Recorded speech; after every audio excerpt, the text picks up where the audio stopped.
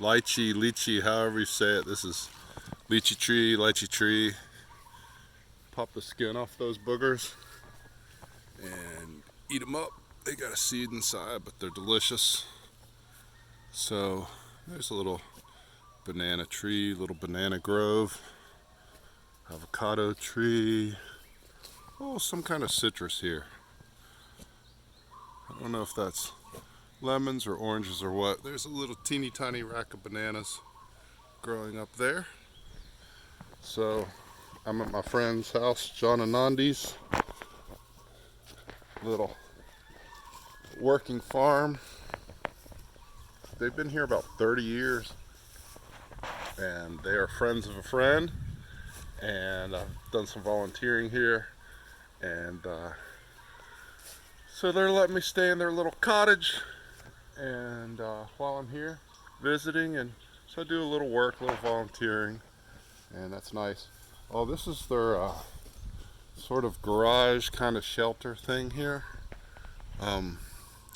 Eventually maybe a little takeout kitchen for their farm customers to pick up goodies, not just simple produce. But if you look up in the joist there, I'm going to be putting some straps up there on the ridge beam.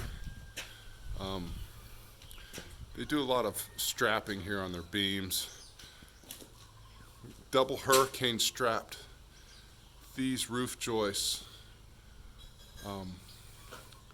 You can see the unpainted straps there. They already had some straps, but they wanted a little extra for when the next hurricane, Aniki, might show up. They're hoping never, but they'd like for this structure to stay intact. So they've got a little 5-acre homestead working farm here. See, you can see my real estate, one of my pieces of Hawaiian real estate, the Chevy 1-ton crew cab camper truck. So I cut down some moya trees, some Wooten moya trees here. There's a shot of a few nice little palm trees shading their home. Most of the trees you see here that aren't palm trees are avocado trees, but there's some other trees as well. This is actually called a noni tree right here. You can see the white noni fruit growing there, and you can also see a green one. That white one will drop eventually. But if you've ever heard of noni juice, people will take that white fruit and put it in a glass jar, take about 100 of them or so, put it in a glass jar, let it sort of rot or ferment out in the sunshine, kind of a covered glass jar. And the brown juice that occurs from that rotting and fermenting is thought to be very medicinal and full of vitamins and minerals and antioxidants and stuff like that. Then you filter it because it's going to be a little gritty, but it's got a very medicine-y taste to it. But anyway, as I was saying, I was clearing out some moya trees. If you've ever heard of a soursop fruit or a chirimoya, this was a moya, which is cousin to the soursop, also cousin to the pawpaw fruit. Super delicious, super high in antioxidants, super sweet, but they have a pest that's destroyed a lot of the moyas. The soursops are still doing okay, but the moyas not so much. So maybe you can see this stump and these piles of dead branches. And here's one other little stump, but there were 5 moya trees here that made beautiful fruit for years, but this pest,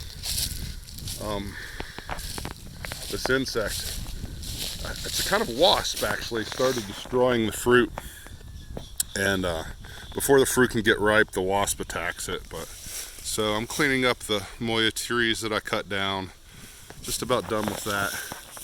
And I thought it'd be nice to get out the camera, get out the phone, do a little shot of my friend's place here. You can see the awesome mountains of Kauai in the background, and their avocado trees. And way out there in the distance near the avocado trees, you can see a grove of bananas, and then a little coconut tree, a short coconut tree here in the foreground, but also a lot of greens right here. So they grow collard greens, bok choy, dino kale, regular kale, romaine lettuce. They've got rows and rows of greens right here. And then this is a grass. I think it's some kind of oh, I forget what kind of grass it is, but it's kind of something that he'll till in, and it helps with the pesky worms that attack the roots of some of the produce that they grow here. It helps control that. It helps get rid of the bad worms and promote the good worms. He's also got some little marigolds growing, but you can see here he's got a row of dandelions, and then a row of romaine, a row of kale, a row of, maybe that's purple cabbage, I think, and then this is the dino kale. And oh, there he is, John Wooten. We're going to talk to him a little later. We're going to do an interview with him. He's got a YouTube channel too, and he has a special song that he composed about his tractor. Every farmer needs a good tractor, or 2 or 3 or 4. And John and his wife Nandi are really, really amazing people. You know, it's super tough to be a farmer and make a living at it. And that's exactly what they've done for over 30 years. And they primarily do it almost exclusively with just the 2 of them. Occasionally they'll hire 1 or 2 people on a certain day of the week to help pack orders and things like that. Or, you know, everybody needs a little help here and there, but 99% of what goes on here, it's just the 2 of them. And they make this place and another place where they have acres and acres of avocado trees and coconuts grow. But this is their main working farm, and then they have another one close by with more avos. It takes a lot of space to grow all the things that they grow. But here's a little peek, here's a little teaser. I'm gonna go clean up that mess.